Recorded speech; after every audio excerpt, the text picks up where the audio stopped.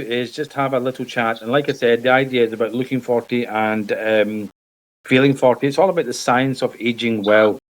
And what we're here is we're going to have a little chat about how there's a paradigm shift from what we would call from the surface to the cell. Traditionally, aesthetics involved people, treating the surface, which was a skin deep. People would have various treatments done to treat the concern that was on the surface. We were treating symptoms, whether it was with treatment, whether it was topicals, whether it was injections, whatever it was.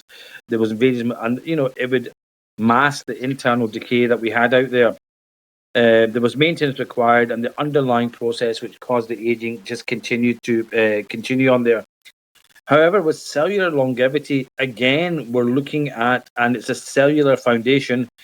What we're trying to do is look at what causes aging and seeing what we can do, systems that support slowing down or that are going to try and work against aging process.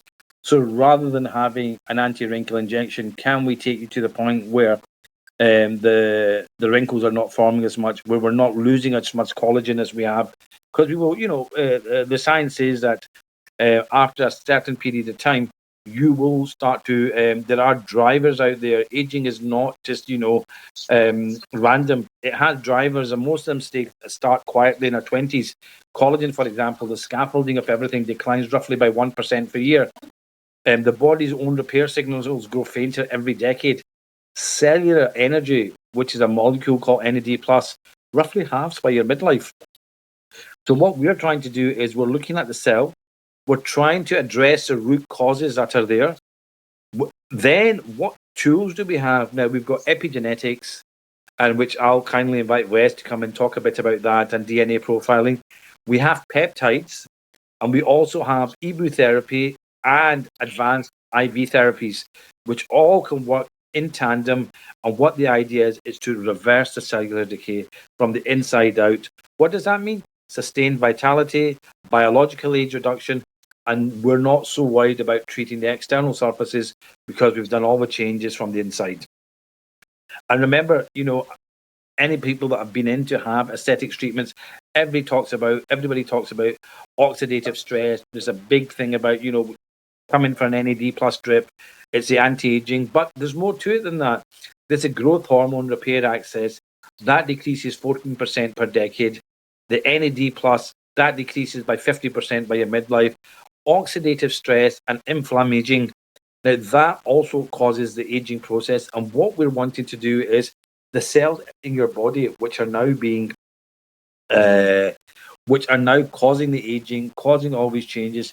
We need to have a look at these cells so that we can step back from the traditional aesthetics, focus more on cellular longevity. So it cuts back on what we're needing to do on a surface level and working on a cellular level.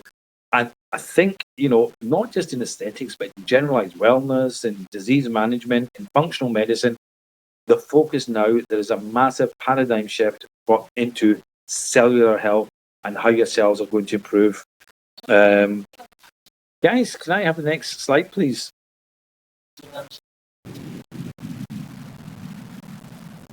Okay, so what is the longevity? What's the advantage of longevity? So if we actually look at the slide here, and it's something great because I called it the longevity opportunity.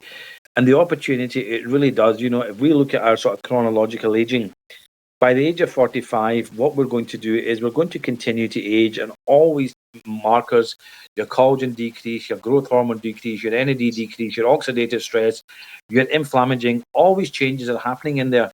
And what we're doing is we're just following this path that's going all the way along. And however, and your biological age will come. And what we were doing previously, what was happening was that we would do a bit of treatment, we would try and mask the surface and move on, and they would become a bit more. However, with the longevity opportunity, this is where it becomes really interesting. You're at the age of 45, you actually start to take on board the steps that are required for cellular regeneration.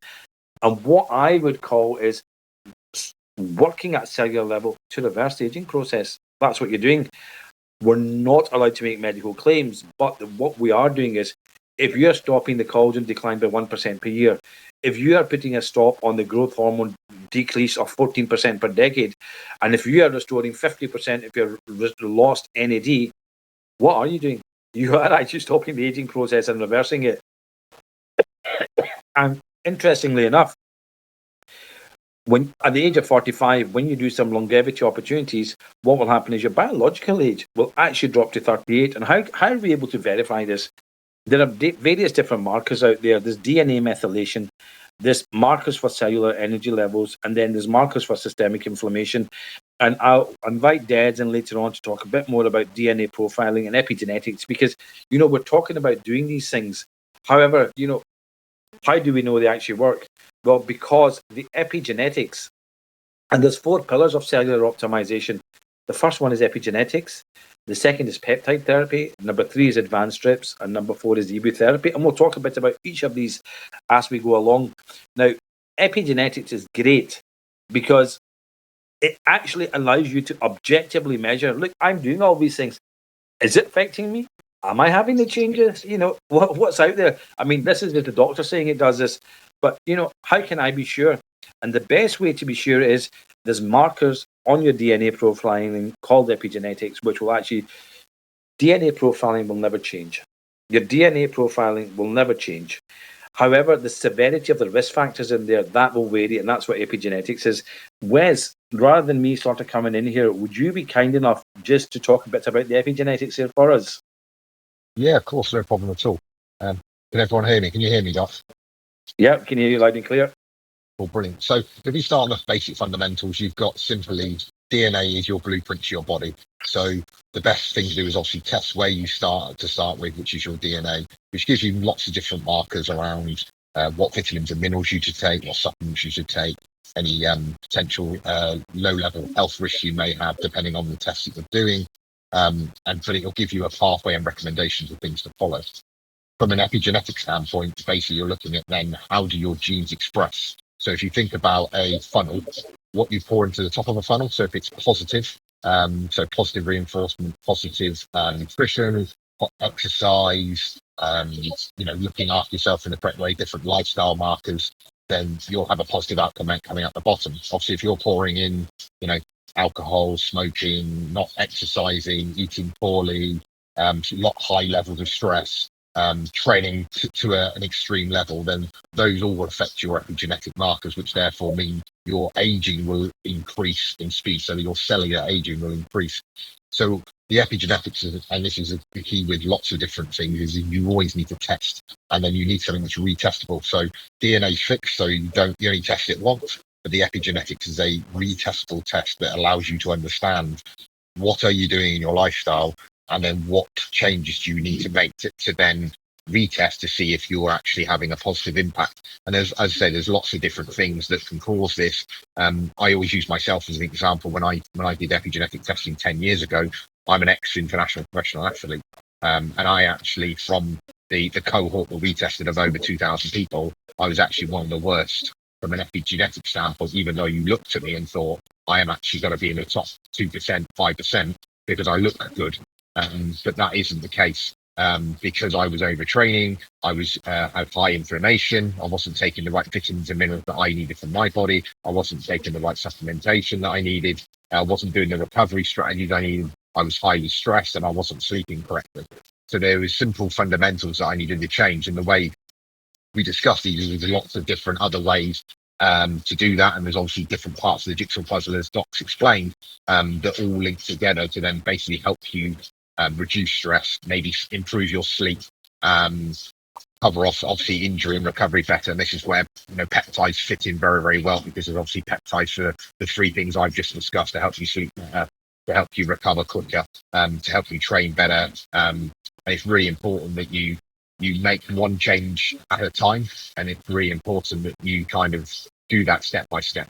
Do you know, Vez, what I really like about, and I think in simple terms, guys, if we can go back to the previous slide just for a second, and just for, everybody in the room, do you know, what I really love about it, what epigenetics is, it explains to you, your genes are merely the hardware.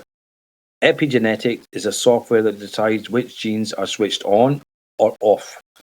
And the beauty of that is with the right inputs, with the positive inputs, which you were saying at the top, you're actually able to switch off your aging or your sort of negative genes and switch on your youth repair and your upregulating genes. And this is where the beauty is, and this is where the monitoring comes in, which is very, very nice coming in. I have had my epigenetics and my DNA profiling done as well. And I think in the practice, what I do say to patients is that are coming in, look, there's a lot out there in the wellness. This is all big. People say, I need peptides, doc. I want this, I want that, And I say, well, look, you can start throwing away money on various different things and fads. Now, unless it's not proven and unless it's not structured to your requirements, it's just money down the tube. And I think fundamentally to have a DNA profiling and epigenetic testing allows whoever you're working with and yourself to know in which direction to steer. And I think it's a single biggest success marker in any wellness program that anybody's going to go on to, because it allows us to highlight, and you'll see why when we get into this, because as we get into we're able to personalize a program of cellular optimization, and your cellular recovery protocol can be personalized right down to each marker that you've got in the epigenetics, which is showing a risk in there. So that the beauty of this is that I think, before starting any programs, this is the single most important aspect before starting, and I can't overemphasize enough in how we can do this. The next, we thank you, Wes, for that, and I know we're running short of time, so what I'm going to see is, I think I've got Sabri in just now. If we switch on to pillar 2, which is the peptides. Now, the peptides, these are natural messenger molecules. They carry precise instructions between the cells, telling the body to repair, regenerate, and rebuild. And if Sabri is available and we can give Sabri the mic, Sabri will talk a bit about peptides. But one of the things to remember is that for these peptides to be effective, they must have healthy cells to work on. And this is where I'm going to come in afterwards, once hopefully Sabri has been able to explain to you what peptides are and what they do. And in what role they have to be used. It's not just a case of I'm taking a bit of a syringe, I'm injecting it here, there, and willy-nilly. That's not how they work. There's actually a whole science behind that as well. So what we'll do is, if we can pass over to Sabri, I think I might, because he's coming in from the audience, we might have to unmute myself or something, just to let Sabri take over. Hey chaps, can you hear me? Absolutely. Yeah, apologies, we're having some technical issues, so I'm here just in voice. But yeah, thank you. So, peptides. Well, to explain them briefly, they are chains of amino acids, typically between 2 and 47 in length, but you do have human growth hormone, which is 191 in length, so it's a lot more complex.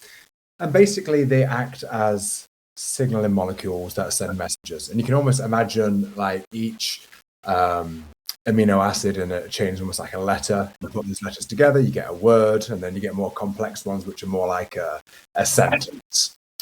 And they typically tell your body to either do more of something or do less of something. And like the doc says, they're things that naturally occur anyway. So when you feel hungry, there's a peptide hormone, which is ghrelin, that makes you feel hungry. When you're tired, it's melatonin. So we have all these different peptide signals that are happening all the time in our body.